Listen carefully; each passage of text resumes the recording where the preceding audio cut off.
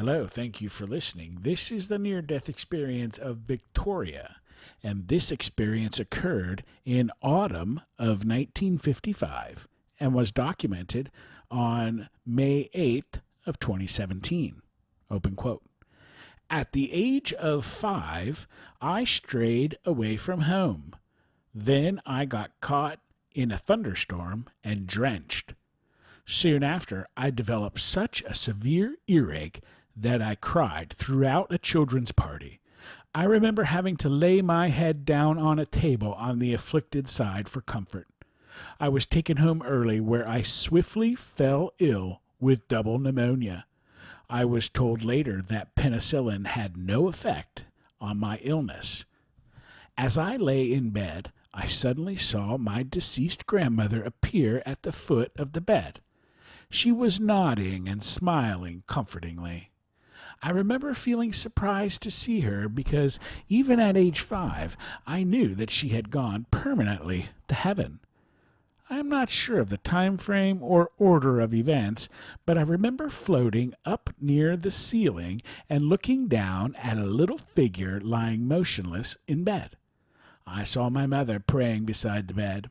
With surprise, I realized the figure was me. I was much smaller than I thought. I remember turning to see the dust on top of the curtain pelmet. I remember going into a dark tunnel and sensing dark figures also traveling down the tunnel. Now I believe they were other departing spirits. I also remember seeing my life flash before me, going backwards. I saw my friend Alan and myself looking down a drain as we thought a dragon lived down there. I remember thinking I had forgotten all about this until it appeared like a film running before me. Later, my mother told me all the people at our church had prayed for me. I think all the prayers helped me recover. I remained ill for another 6 months, as in my weakened state, I also caught chickenpox and measles when my sister brought the viruses home from school. I never forgot the experience as it was so vivid. Afterwards, I tried to tell my mother about entering the dark tunnel, but she thought I was talking about the one in our own town running beneath a railway line. As I grew up, I had many spiritual or psychic experiences. For instance, at age 8, I was in church listening to the vicar praying. My eyes were closed, and I felt a feeling like snow dropping gently into my mind. It was white, soft, and pure. I knew it was peace. At the same age, I had a vivid dream on 3 consecutive nights of a previous life as a young Englishman in Egypt in the 1920s. I was robbed by a guide and went to a man's home at night to question him. I remember standing at the door, hearing the strange, eerie Eastern music coming from inside and pausing before knocking. Each time I woke up, but with the sense that if I had knocked at the door, it would have led to me being killed. At about the age of 10, I had a vision of being a knight in medieval times and riding slowly through a wooded area towards the sunset. I was overwhelmed by intense religious ecstasy, but most of my experiences come when I am asleep. Just hours before the birth of my 3rd child, I woke to see a transparent woman appear at the foot of my bed, pointing to the French windows of the hospital room. She was urging me to look. I saw my baby son, who had died 17 months before, floating there with his unborn baby brother. To my intense distress, that baby also died within a few hours of his birth. One of the few things that kept me going was that both little boys had come to see me before having to leave. I witnessed the crash of the British Midlands plane in December 1988 when asleep. My son, just a short time prior to that, had also dreamed of the Lockerbie plane disaster. Both dreams were great detail.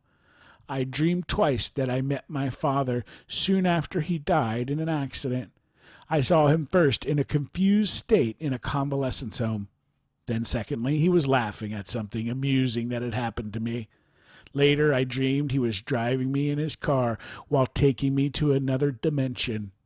He was showing me his mother's old cottage. I instantly knew what he meant. He was showing me the home of the ancestors, such that he was preparing a home for my mother. My mother had a stroke 3 days later and died 6 months afterwards. She never properly recovered. I think the reason she didn't die straight away was because my daughter had been praying for her. But even before my NDE, I had had similar experiences. My mother would say that there are fairies at the bottom of the garden. I wanted to say, but I was too young to find the words. No, but there are angels besides the hollyhocks and the goldenrod on the left-hand side of the garden, towards the foot of it. They are why the bees go there. I remember being in the womb and turning against a background of bright red. I won't go on, as it's not what you want, but I could write thousands of words on the subject. For some years afterwards, I had a recurrent dream of flying. End quote. And what a great story, Victoria. Great life stories, multiple, which are awesome. And there are some questions here. Question: at the time of your death, associated life event. Answer: I felt very ill with double pneumonia and was told I was too sick to be moved to the hospital. Question: did you feel separated from your body? Answer: yes, I saw my mother praying beside my bed when I looked down at myself from the ceiling. I clearly left my body. Rating your level of consciousness. Answer: I think I must have been more alert, as I still remember the details quite clearly 62 years later. Question: when were you at your highest level of consciousness? Answer: when I was floating by the ceiling looking down at myself in a coma on the bed. I was told I was in a coma for 3 days. Question: did time seem to speed up or slow down? Answer: everything seemed to be happening at once. I can't be sure of the chronology of events, but I think I have put them in order. Comparing your vision. Answer: it was more vivid, as I can still recall it today. Comparing your hearing. Answer: I don't think hearing came into it. The experience was more visual than anything. Question: did you pass into or through a tunnel? Answer: yes, I was in a dark tunnel surrounded by other spirits moving along it. I don't think I was very far along and did not see any light. I was more curious than anything. Question: did you encounter or become aware of any deceased or alive beings? Answer: yes. I didn't know the spirits in the tunnel. I think they were also dead or dying. Prior to entering the tunnel, I had seen my deceased grandmother appear at the foot of my bed.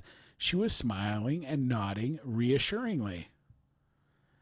Question: did you seem to enter some other unearthly world? Answer: the dark tunnel was a different realm, but for some years afterwards I had vivid dreams of places I thought were heaven. I dreamt of my little friend Alan and I toiling up a cliff path to visit a place full of fields of bright flowers.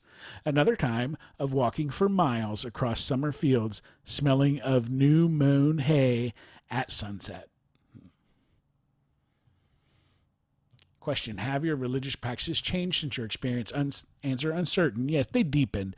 When I was christened as a baby, I still remember the strong sensation of the cross being traced on my forehead by the vicar. Despite being around 3 months old, I was aware of what was happening.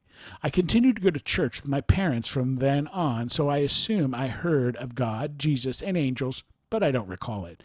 I did recognize the feeling of the angels by the hollyhocks and goldenrod.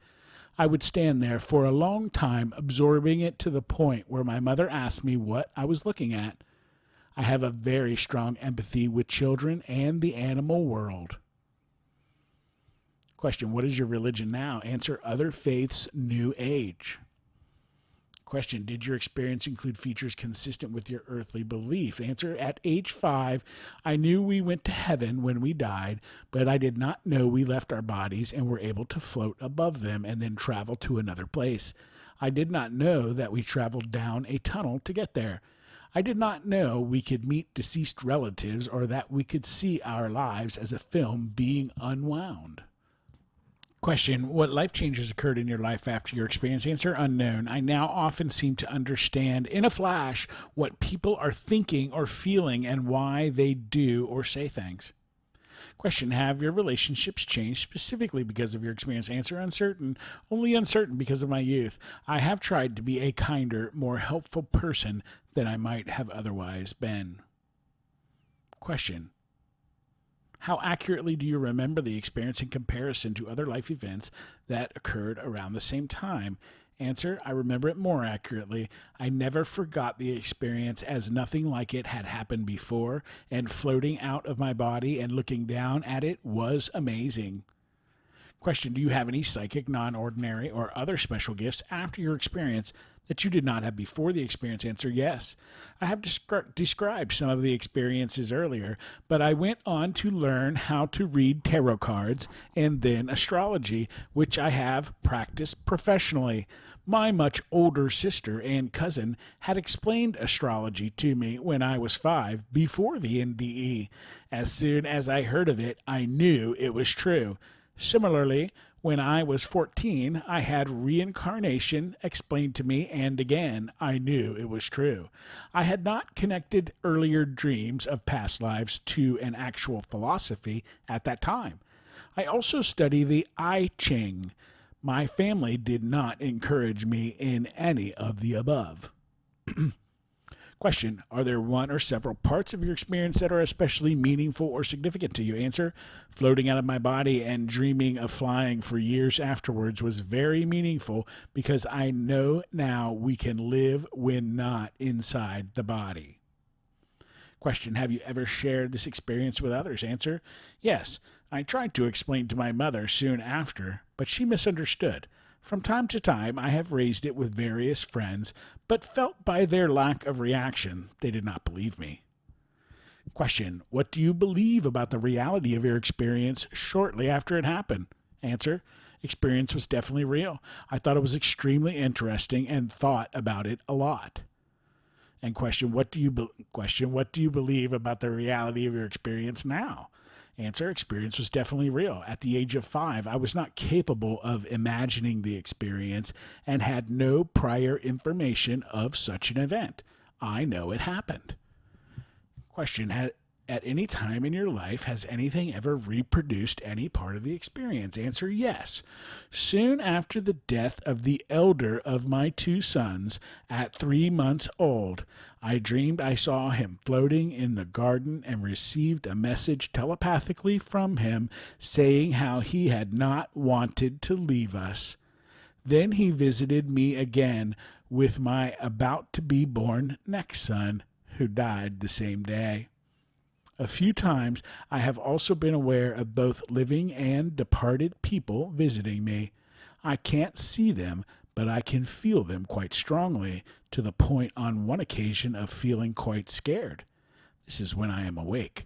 I have seen figures that I think must be ghosts. For example, in an old house, while waiting for the owner, I saw a transparent figure move along the landing and come down the stairs. This was confirmed by the owner, whose governess had also seen it years before.